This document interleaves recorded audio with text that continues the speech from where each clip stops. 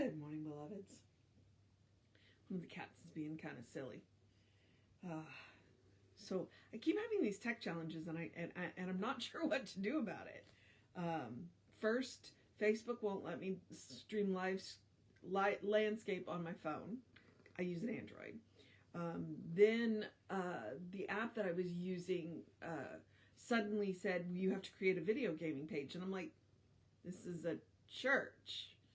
I don't need a video gaming. So that app won't let me stream to Facebook anymore. So I'm currently using an iPad, and then yesterday the iPad disconnected the video and the audio. So I don't know what today's going to look like.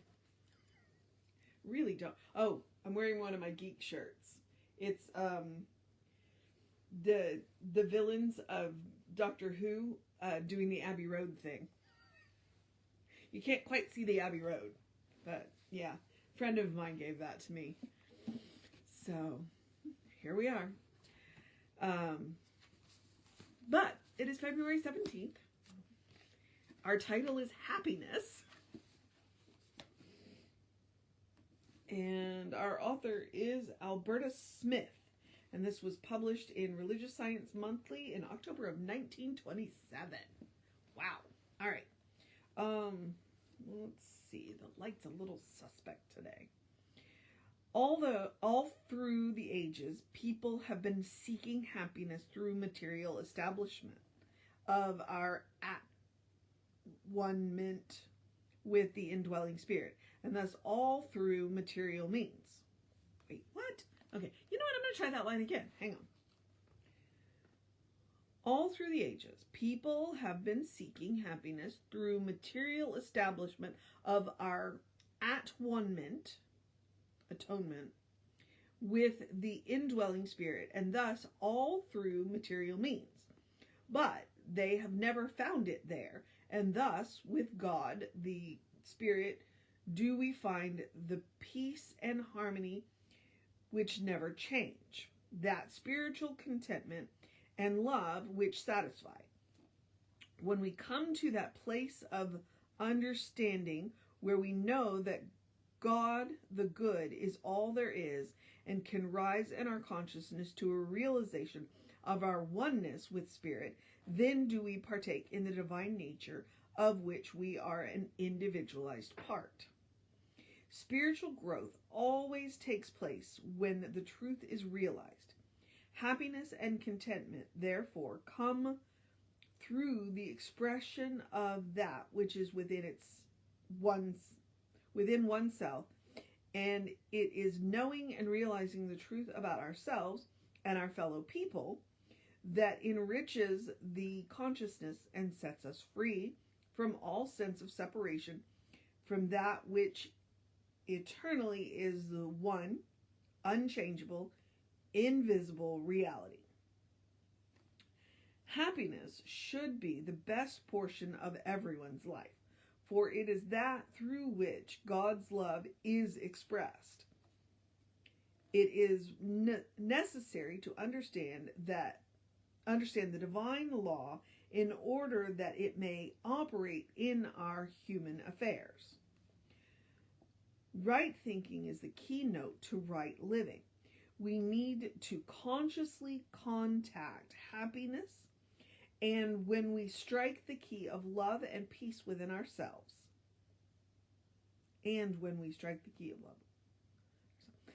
then will our lives manifest harmony.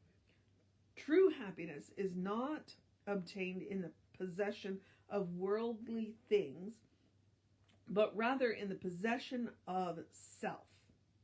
There is only one way to obtain this full realization, the way of the indwelling Christ, unity with the whole. Let us know, therefore, that we are in tune with the infinite harmony of the universe.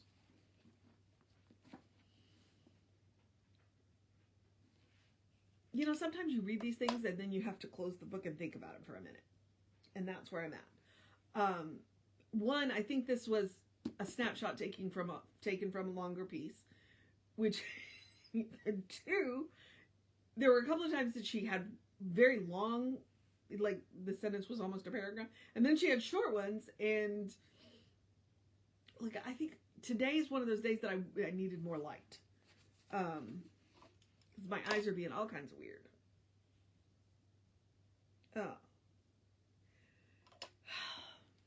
She had one line in there that I'm going to go back to. Hang on. All right. Happiness should be the best portion of everyone's life, for it is that through which God's love is expressed. Okay.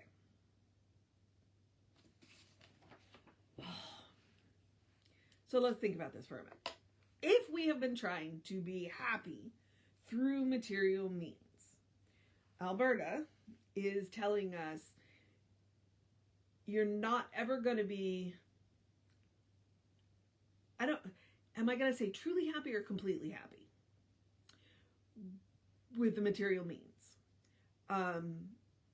Because what is within us is seeking something deeper than the material. All right. She called it at 1 minute atonement at 1 minute.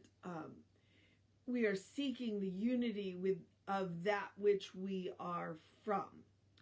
Again, it's going to come back to that illusion of separation that we're really good at. We're really good at creating that illusion. And so the fullest realization of the oneness with our good, whatever you want to call it. Do you want to call it universe? Do you want to call it source? Do you want to call it the divine? That's where true happiness lies, according to Alberta. And I don't disagree with her. I don't disagree with her. You can chase all the material happiness that you want.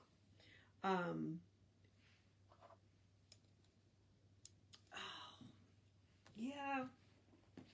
Some days these readings just make me want to throw the book across the room. Okay, right thinking is the keynote to right living. What does right... So let's tackle that topic for a minute. What is right thinking? It is being in alignment with the divine. What does that mean? Well, what are the qualities of God? What are the qualities of the divine? Peace, joy, happiness, love, creativity, harmony, So right thinking is thinking in those lines. Right thinking takes into... I used to talk about this, and I haven't said it in a while. It's like, how do you know the difference between God talking to you and ego talking to you? What you want to do is go back and look and see what you're doing benefits. Okay? If it benefits you and harms anybody, then it's ego. If it benefits you but doesn't harm anybody, then it's probably the divine. Could be ego. But if it benefits a whole lot of people and harms nobody, then it's probably God talking to you. And so that's kind of that happiness thing. Like, if you're happy, but nobody else around you is happy, then are you really happy? Maybe.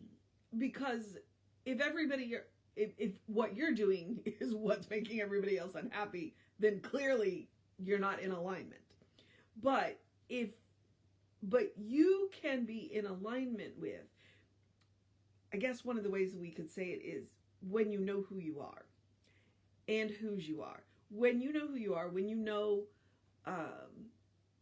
whose you are, when you know that, and you are deliberately seeking the alignment with the oneness, with the unity of your spirit and the spirit, because we're not separate from it. So that's one of the things that we have to bear in mind. Then you can be happy, and nobody around you because nobody around you is practicing the same thing, then they may not be happy, but it has nothing to do with you. So, like, you can walk through the world happy because you know who you are. And I think that's what we're going for here. Knowing who we are, knowing that we are beloved expressions of the divine, and expressing that divine nature, expressing that creativity, expressing that joy, expressing that harmony. really trying to work and live in alignment with the divine. That's that heavenly mindset. That's that willingness to look around and be grateful for all of the things, the big things, the little things, sometimes you can even be grateful for the things that don't go quite right, because they either teach you something or they show you a different way, so it's like, you don't have to just be grateful for, every now and again you can be grateful for your mistake, because the mistake you made led you down a different path that took you somewhere that you hadn't expected to go. That's really amazing. Happiness is one of those subjects you're like, what? Because there are a whole lot of people walking around that are happy that have no idea. So it can go back to that. We can go back to that indwelling Christ idea. And, one of the ways that I can get crosswise with some of my Christian friends is the idea that you have to know Jesus to go to heaven. And I'm like, no, you don't have to know Jesus. You have to know the Christ. But you don't have to call it the Christ. That indwelling Christ presence, all of us come with it. We all are pre-installed with it. And when we are able to connect with joy and harmony and peace and creativity, then we are activating that indwelling Christ. We are living that indwelling Christ. We may not call it that. So, people who've never heard of Jesus, he just happens to be the best example of the Christ consciousness. But again, he's not the only one. There have been a variety of other people who have, exemplified that Christ consciousness. There have been people who have exemplified it, and they still have feet of clay. So there's that. You always want to take that with a, watch when you put people on pedestals. We all have feet of clay. Okay. All right. She's just thrown me for a loop today. She's absolutely thrown me for a loop today. I don't think the weather's helping. It's cloudy and it's gray and overcast, and the light is just not, and I'm just not prepared today. Yeah, it's been a rough couple of weeks at work too, so that's not helping. Your mood will definitely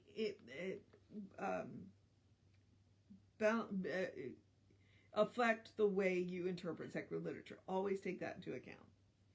All right. Spiritual growth always takes place when the truth is revealed. Happiness and contentment, therefore, come through the expression of that which is within oneself, and it is knowing and realizing the truth about ourselves and our fellow people that enriches the consciousness and sets us free from all sense of separation from that which is eternally the one unchangeable individual reality. All right, I can get my teeth into that one. Joy is a quality of God. Joy is an inborn quality of God. When we are expressing joy, we make happiness. Happiness comes from within. That's what she just said. And that is the truth. We can stuff the void with all of the material things, and it will never bring us true happiness, because happiness is an inside job. And that's what she says. When we know it's an inside job, when we realize the truth, when we recognize that there is, how did she put it? When we recognize the spiritual truth of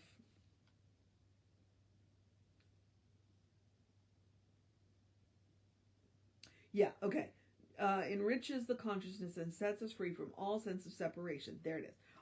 Sets us free from all sense of separation from that which is eternally the one. Okay. So that's where happiness can come, where happiness comes from. Realizing the truth, realizing that the separation is just an illusion.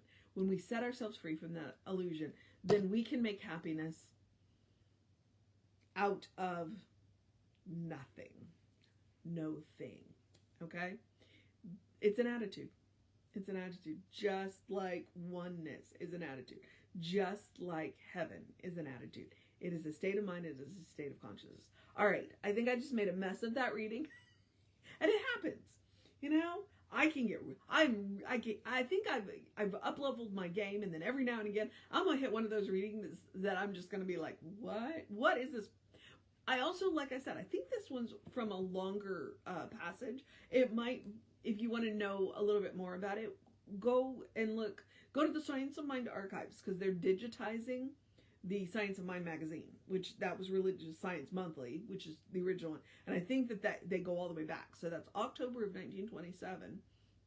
See if they have it and read the whole piece. It'll probably make more sense than the outtake. Although the outtake was really good, and it gave us something to think about. But on that note, what is the mission? What is the mission today? To recognize that happiness is an inside job. That the happiness that we get from material means is temporary, but the happiness that comes from inside of knowing who we are and whose we are, that's the permanent kind of happiness. That is the full happiness. So recognize that happiness is an inside job. And, you know, set yourself free from the illusion of separation. How do you do that? Well, find a community and take some classes and be with like-minded people.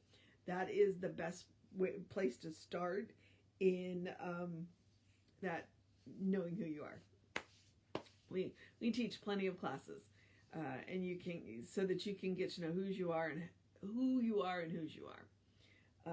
And recognize and learn to recognize spiritual truth when it bites you in the butt.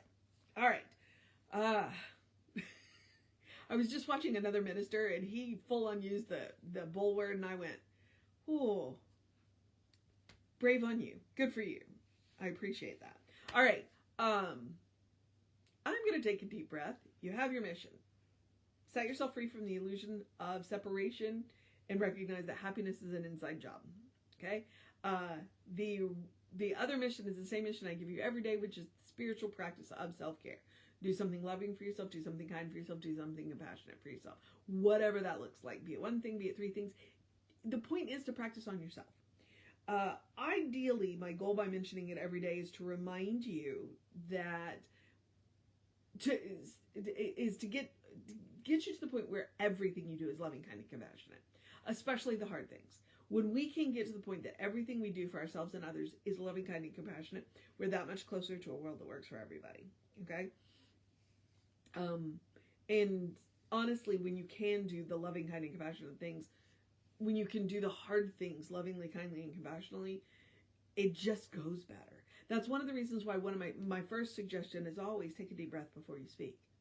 And that comes from the place of it's easier to not say it than to make amends for something you didn't mean to say. Or that came out a little more harshly than you meant it to. You know what I'm saying? And it gives you the opportunity to respond rather than react. And what's the difference between a response and a react? Well, when you react, it's how you've been taught. When you respond, it's who you really are. And that's super important to know so that you can forgive yourself for your first thought if it wasn't kind. Okay? It means you need to go back and look at your layers, your training, and see who they've taught you to be. Because who you are at the core of you is a beloved expression of the divine. Or another way to say it is a beloved child of God. You know, that's who you are. Anything else after that, that's just layers. And you can peel them all off. We're like onions. We got lots of layers. So, yeah. And then the other one that I like to say, take a walk, take a nap, take a break. Well, I mean them both literally and physically. I do mean sometimes we just need to get up and go move our bodies. We were not meant to sit, in cubicles for hours on end. Take a walk. But sometimes, I mean it metaphorically. Sometimes you just need to get up and walk away from a situation. When I say take a nap, I'm reading a book by a doctor about how to help with autoimmunes. And I'm on the chapter where he's talking about rest. And he's talking about active rest, passive rest, And he's talking about mindfulness and meditation and things like that. So when I say take a nap, I mean rest. And it can be, take a nap. Go turn yourself off and turn yourself back on again. Works for electronics, it'll work for you. But I also mean, rest. Go do something that rests your mind and rests your body, and give yourself some emotional rest. That's why we watch movies and TV shows over and over again, because we know how it ends, and it allows our minds and our emotions to rest. It's like, we know there's a happy ending. It's okay. That's why I watch Hallmark movies, because even if it's one I haven't seen, there's going to be a happy ending, and so my emotions can rest. And then take a break. That's about perspective. One, you need a break. Maybe you need to take a vacation, take a day off, something like that. Take a break. But sometimes what you need to do is walk away from something, do something else for a while, so that you can come back to whatever it was that you were working on with a fresh perspective. So take a walk, take a nap, take a break. I also like to say, eat dessert first. Now, again, I mean it literally, occasionally. It's occasionally okay to eat dessert and then go, make actual food choices. But it also means don't save the good stuff. Don't wait for a special occasion.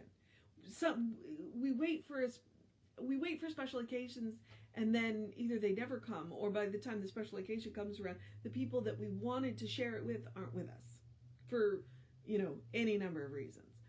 So don't wait for a special occasion to make the occasion special, all right? Wear the fancy clothes. Eat the fancy food. Drink the fancy stuff. Use the fancy dishware and glassware and silverware. And take an ordinary Tuesday and make it extraordinary, okay? I also want to remind you, because we were talking about happiness today, joy is a quality of God. Therefore, joy is a quality of you. No matter what is going on in the world, no matter what is going on in your life, you still deserve joy. Please make room for joy, all right? No matter what's going on in the world, what's going on in your life, make room for joy. All right, there's that. Okay, so that's basic self-care. The rest of the suggestions are just basic taking care of yourself. If you are going to live a life of service, you cannot pour from an empty cup. You must take care of yourself, okay? Do something to engage your mind and your body, whatever that looks like for you. Today, I went to the park. There was a soccer tournament, so we didn't see a whole lot of squirrels, and no birds, but it was also really windy, so I think that's what that was. Drink plenty of water. Hydration is super important. I did bring mine with me today. Ooh, got really close to the camera there.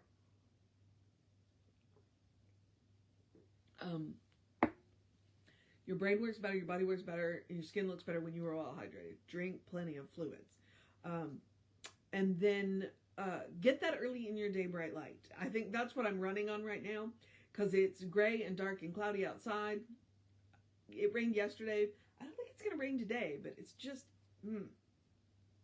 And the artificial, the light in my house is not bright enough. So if the light in your house is not bright enough, because all it takes is 5 to 10 minutes of bright light first thing in your day to help reset your circadian rhythms. It's a natural hormone cycle.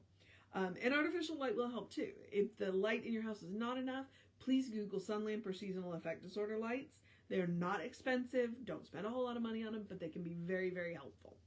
So keep that in mind. All right. Yep.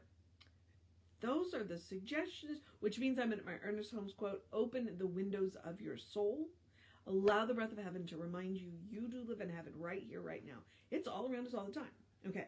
Now that quote, it's my favorite Ernest Holmes quote for 2 reasons. One, it reminds me it's all God. It is all God. If you break us down to our most fundamental parts, which according to physics is a photon, and that's the question, is it a photon or are there a lot of them? It's all God. It's all God. We are all made of the same stuff and our very basic, parts. It's all God. But the other thing it reminds me is that heaven is not as Ernest said, heaven is not a locality. It's not a place. It's not a place we have to get to.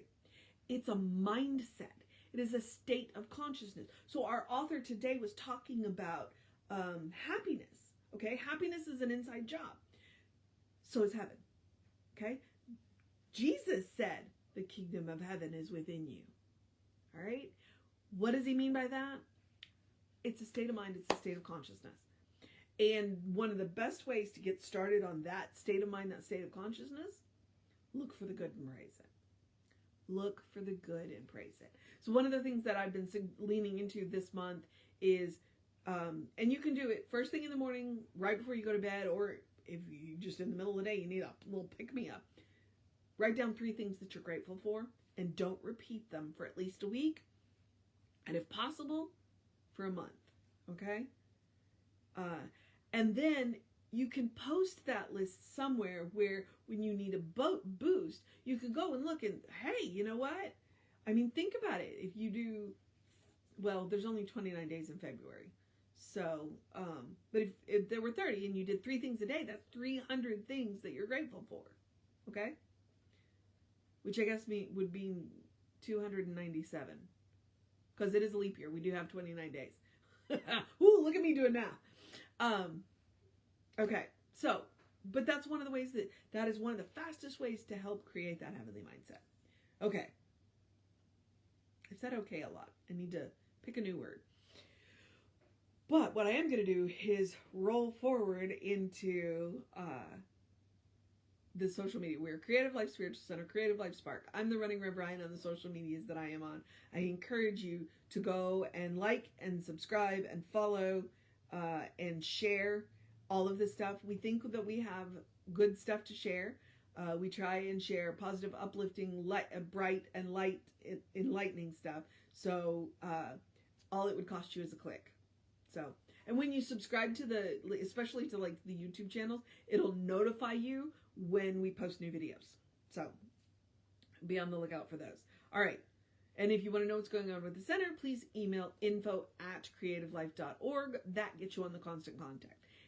You get 1 email a week because it's a real person doing it and he ain't got time for more than that. And the hot links are hot. If it says click here now, it'll take you right to the information you want or to the person that can help you get it. Okay. Deep breath. Moving on. Where are we?